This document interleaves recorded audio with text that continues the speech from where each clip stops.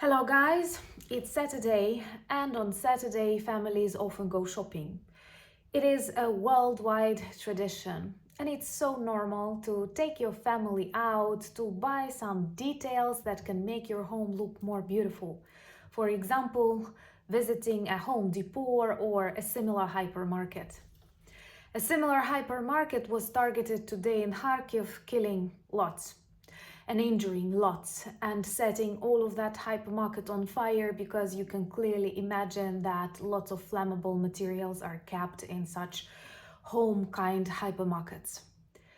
And it's even more painful because you realize these are resilient people, these are brave people who remain in Kharkiv despite constant Russian terror.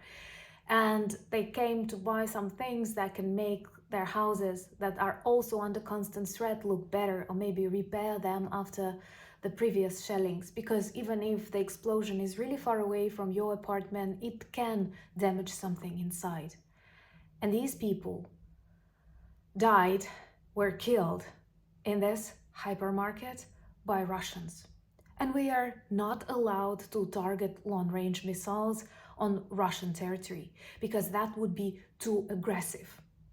I'm glad that Jens Stoltenberg greatly advises the EU partners and the US allies to allow Ukraine use long-range missiles on Russian military objects close to the front line, close to the border, that they actually use to target objects like this hypermarket. And honestly, guys, honestly, if we had this permission, it is very likely that the hypermarket would remain safe and sound and people who went there shopping would have returned homes. But they won't, because we're not permitted. My name is Anna, and I vlog daily from Ukraine since the start of the brutal Russian invasion.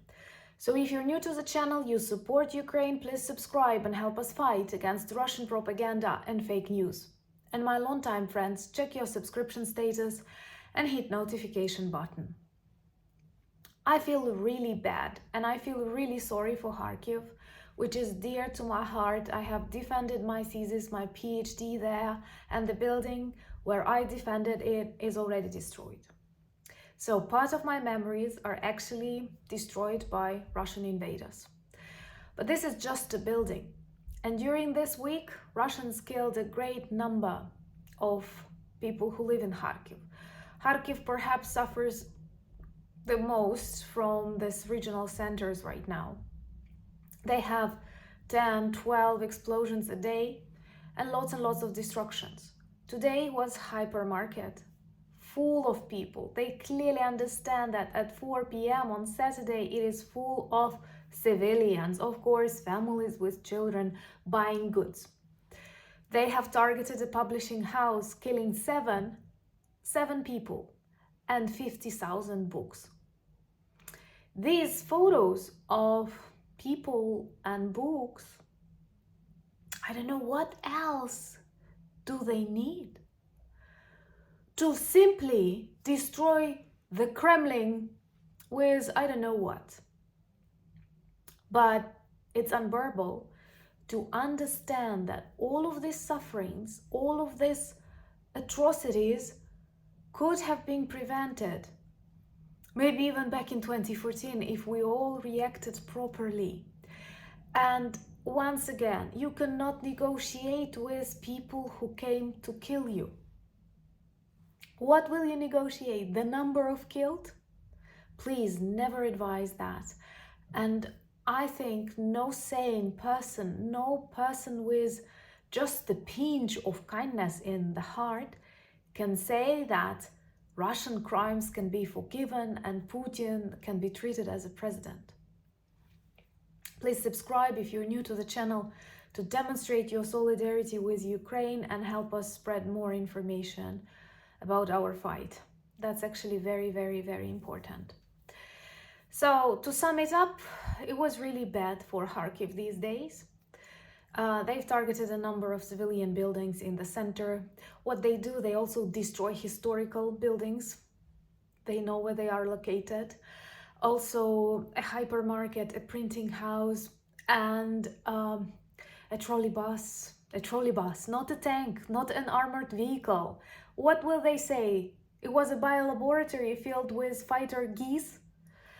And what is worse, honestly, is that these things that they use to target Ukraine, be it from a specific platform or system or from an aircraft, they operate really close to the Ukrainian border, and they know that Ukrainians cannot shoot at them. And they use it and they laugh in our faces. They know that they are allowed to be like, I don't know, 5 kilometers, 3 kilometers, 1 kilometer away from the Ukrainian border and target, for example, Kharkiv supermarket from there. This is how close they can come, and it actually gives them opportunity to target such objects. And I don't have an answer. Why aren't we allowed to do that? I am so much afraid of this theory that the world is very much afraid of Russia's defeat. Then the world is very blind, because any end of this war without the complete defeat of Russia is a huge investment in the even worse war. Believe me, I'm Ukrainian. I'm not trying to frighten you. I hope they will hear Jens Stoltenberg and many other beautiful global politicians who are not afraid to open their eyes and to accept, yes, we are actually facing a global threat, and the reaction should also be global. And Ukraine is ready to perform that. I once again will repeat Timothy Snyder's comparison of this time, not to 1939, but 1938, when the world decided to appease Hitler instead of backing up Czechoslovakia, for example. And it would still lead to a war, but a minor war with fewer people killed. And the same here. Ukraine pays enormous price for its freedom, but if we fall, the price will be higher. So united we stand. I feel really bad about what is happening in Kharkiv. And I feel really bad about this weak reaction around. There is lots of pain and suffering in Ukraine. I know you know. Please make sure that those who doubt, those who make decisions, also know and feel. Join me on Instagram. I'm active there on Threads, X, and Discord. Thank you for buying me coffees, becoming my patrons and sponsors of the channel, and helping me speak more and tell more about my so beautiful and so strong country, Ukraine. And most importantly, thank you for being friends and family and standing with us. Slava Ukraini!